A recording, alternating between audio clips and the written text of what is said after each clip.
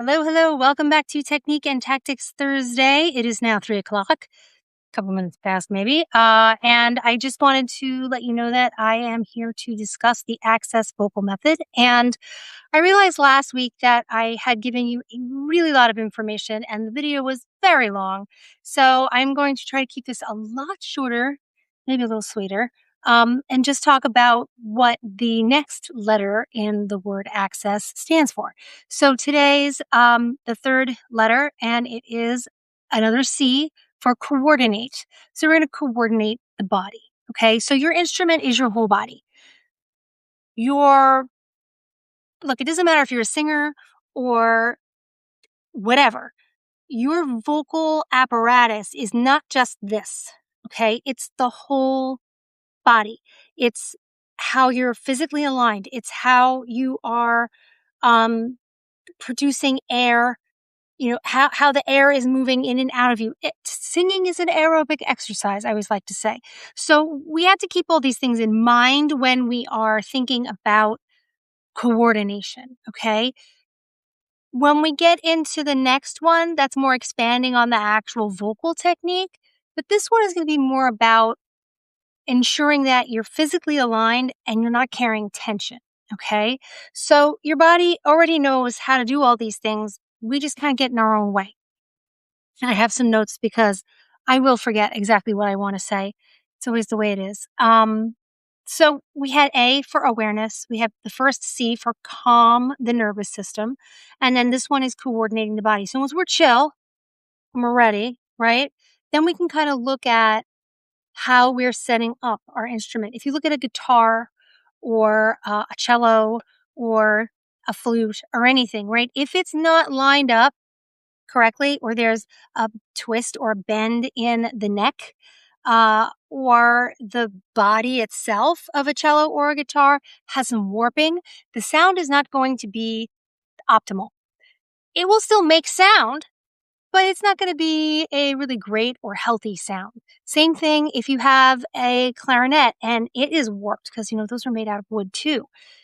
A flute is a metal instrument. You bang it around enough, it's not gonna work. Right? So all of these things come into play when you're looking at yourself as an instrument. So your body already knows how to breathe. You do it all the time. You don't think about it, right? You already know how to balance. You learned this as a toddler, or even as becoming a toddler from an infant, as you learn to stand and then to walk and then to run, right? All of these things. And you know how to make sound because from the moment you popped out, you were screaming your head off. Right? So usually we don't have to add anything new. We have to get out of our own way. Okay. So how do we get to the point where we feel like we're coordinating our body instead of impeding it? Okay. So everything comes after awareness and regulation. So you're trying to build a really nice voice on top of quicksand or whatever. It's not going to work, right? You can't, like I was saying before, with the structure of an instrument, it really matters on what the sound that's produced is going to be. Okay. So your body's not separate from your voice. It's all part and parcel of the whole shebang, right? So a lot of times, people will think, oh, my voice just isn't working, or I don't like the way it sounds, or, the thing is, it doesn't exist on its own, right? It's not its own entity. So if you are feeling physically tense, your jaw is locked and rigid, right? Does this look like I'm comfortable? Do I look like I'm going to communicate well like this? Definitely not going to sing well like this. Definitely not going to be on stage and presenting myself and my ideas and my voice, whatever that means to you, in a productive way if I'm like a deer in the headlights and frozen, right? We have trauma responses. One of them is fight. We know flight, right? We know freeze. So what happens when you freeze? Your body literally locks up. We need to undo those things. And then the body's natural coordinations will come to fruition. So If your neck is rigid and your jaw is tight and your shoulders are up here and your back is feeling like this, right? Can you breathe? Do you feel like your ribs can expand? Can you take a good breath when you're tight like that? You absolutely cannot. You cannot.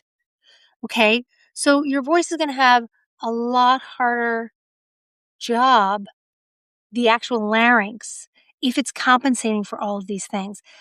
Something I like to say a lot is don't put a kink in your hose. Everybody understands what a garden hose, you fold it, right? Or any other kind of hose. You fold it and the water doesn't flow.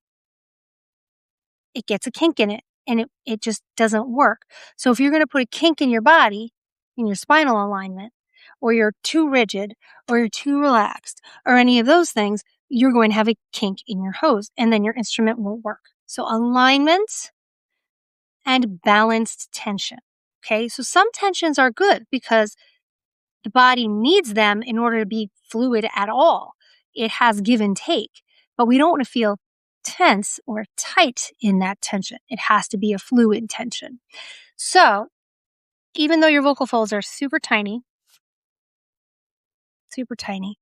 for men, we're looking at maybe around a quarter, size of a quarter. For children, it's more of a dime. And women are somewhere between that, maybe a nickel, maybe a little larger than a nickel if you're more of a mezzo or an alto. But again, they're very tiny. And because they're so tiny, they're very sensitive to all the other things that are going on in the body. So, before we talk about breathing, before we talk about resonance and how the voice is projecting itself without a microphone, okay? Sometimes you're on stage and it's a small space, or you're just presenting in front of a group and there's no microphone. But you need to make sure that the people in the back hear you. So, how are you doing that? That comes from breath, that comes from alignment, that comes from balanced resonance without putting strain here. High notes, believe it or not, I'm going to blow your mind. High notes take less air because the cords are so thin. If you put too much air behind it, too much subglottic pressure, it's going to force the cords to work harder to stay closed so that they vibrate. If you're not a singer, don't worry about that. If you are a singer, that is something you really need to understand. So, you have to release unnecessary tensions. Okay? So, there's an order that I've kind of put together, and it matters. Okay? The way in which you release the tension and stretch your body and realign yourself matters. If you try to line yourself up physically on your balance on your spine or whatever, but you have excess tensions, you're going to be holding instead of balancing, even if you think you're just balancing. Okay, so the first thing to do is to get rid of these tensions. The way you do it is massage and stretch. Now, I understand a lot of people are not flexible. Okay, so I'm not saying you need to be stretching as much as another person. You need to be stretching what is appropriate for you. You need to be releasing tensions that are appropriate for you. And everyone's going to be a little bit different because everyone's body is different. Everyone's voice is different. Everyone's brain is different. And it's beautiful. And we like it that way because if everyone was the same, I'd be sleeping. I'd be so bored. I don't know about you. Would you be bored if everyone was the same? Yeah, probably, right? Snooze fest. So we don't want that. We want to be able to find our posture from a place of release. We want to find our balance from a place of release. So before you line yourself up, you need to do what? Stretch and massage. So one of the things you can do, stretch your neck, right?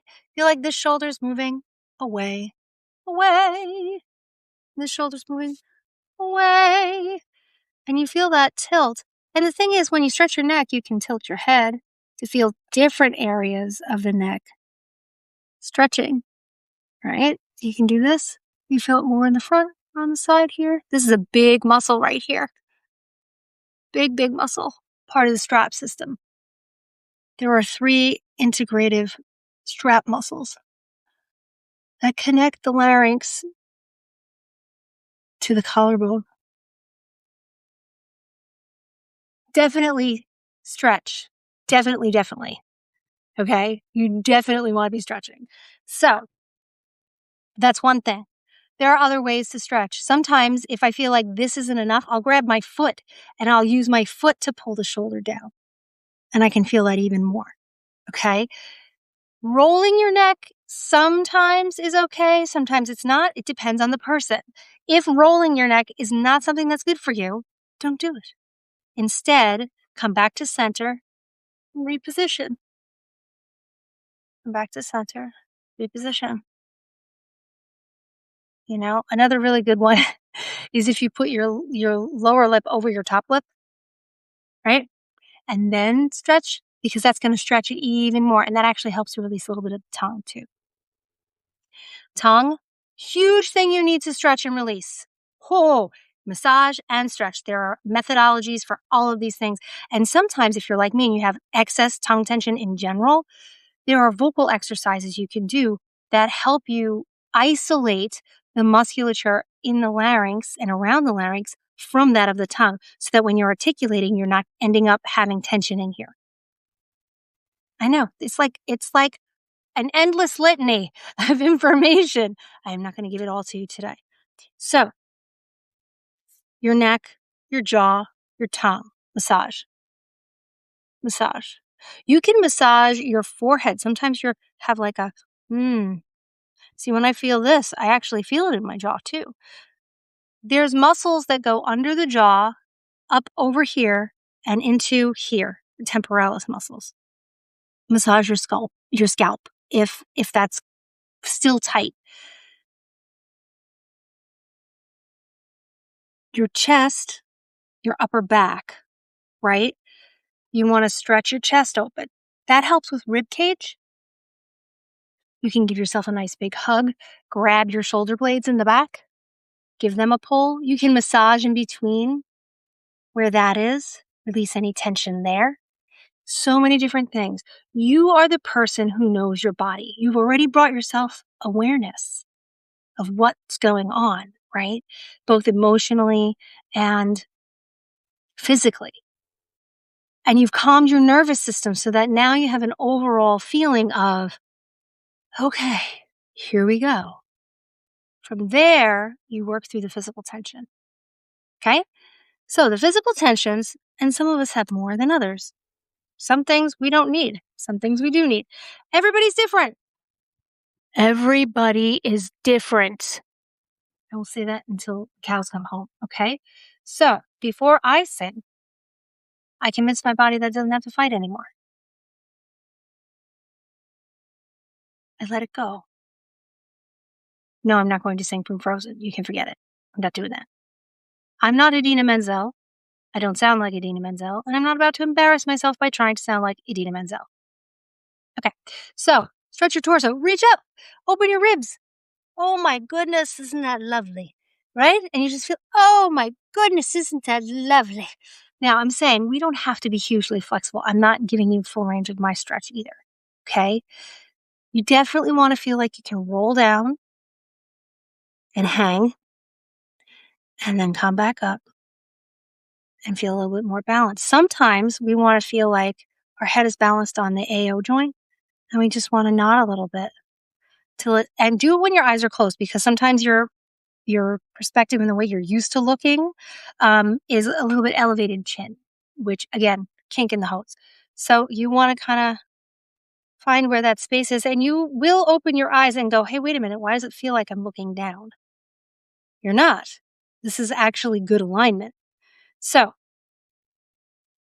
we talked about massage. We talked about stretch. All of the things, right? You can stretch your tongue. I don't want to do it in front of you, but I'm sticking my tongue out really, really far. I can feel that all the way down here. Massage under here. Do it again. I like it. None of this is pretty. None of it is glamorous. We think of a singer or someone who gets up and acts and performs, or is a speaker, presenter at a big conference, right? I don't know about you, but those people are not getting up there not knowing what their body's doing. If they are, they don't come across that great. as a presenter. These are very important things. So, mobility creates freedom. Freedom creates mobility. So the more we loosen ourselves up, the more we feel like we can move. Now, if you have done some stretching along with me now, take a really deep breath.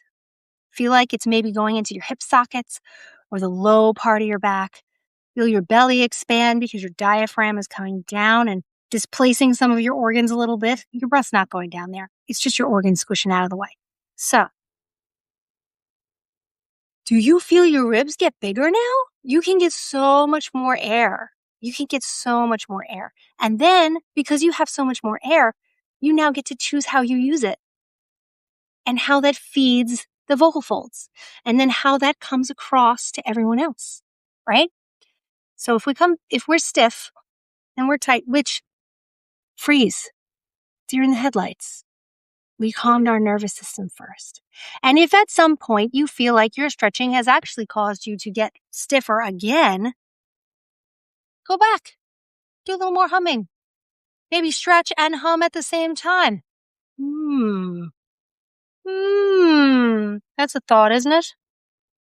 But when your body is free and you're not tight and you're not holding, your voice is freer.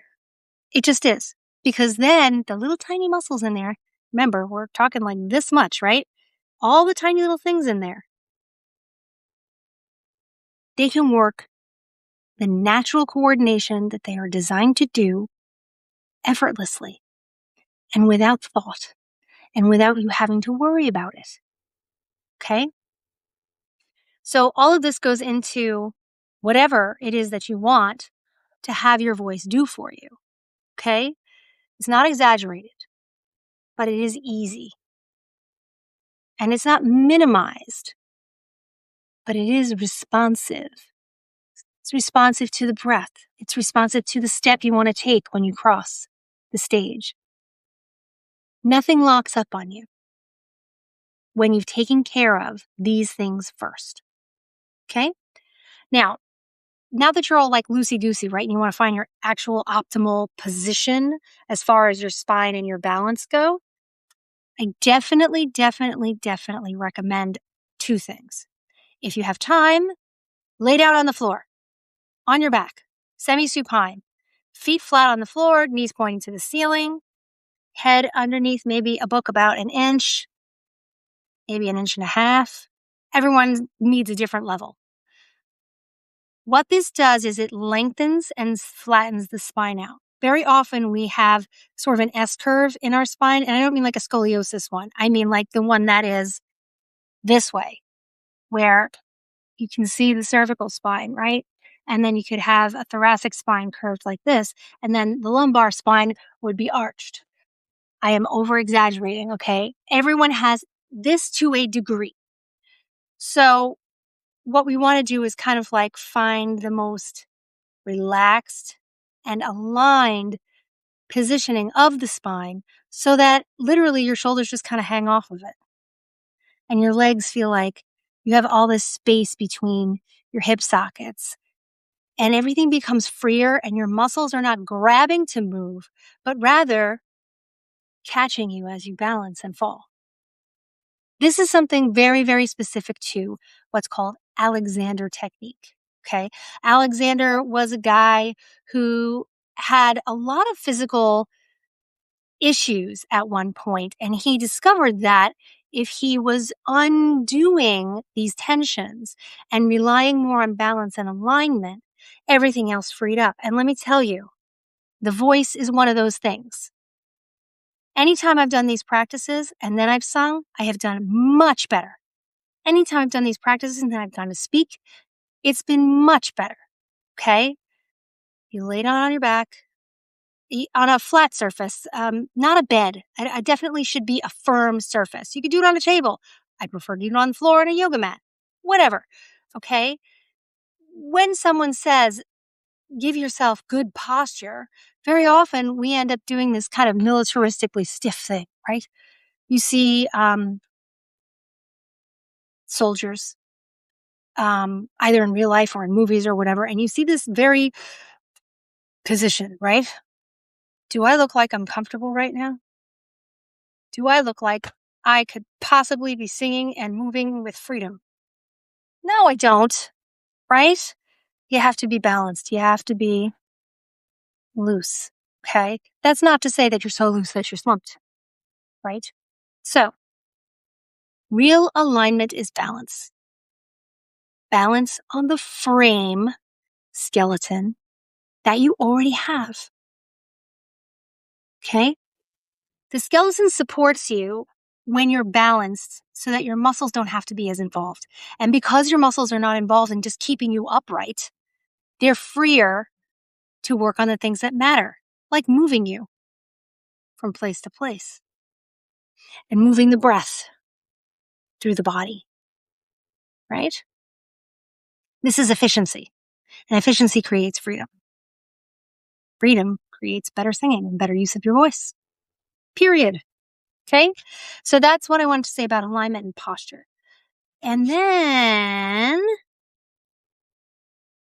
I just wanted to say that if you're feeling on a particular day that the spinal alignment is an issue, feel free to do these lie downs anytime you like. Anytime you like. It does not matter if you're about to perform or sing or practice or anything. They're just good for you in general. Okay? It's one of those kinds of things that you can do just to give yourself a reset. Sometimes when I'm down there, I like to hum